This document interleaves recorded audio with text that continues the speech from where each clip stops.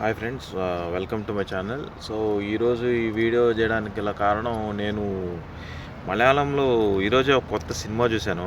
ఆ సినిమా పేరు వచ్చేసి సంభ సంభవం ఆద్యం ఒన్ను. సో ఏం సినిమా అంటే, ఆ సినిమా ఒక టైం ల్యాప్స్కి సంబంధించిన మూవీ అది.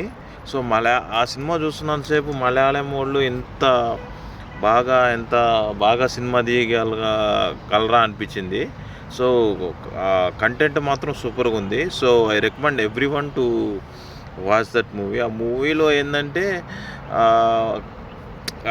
ఒక కాకిని పూజిస్తారు. కాకిని కూడా ఒక దేవతలాగా పూజిస్తారు.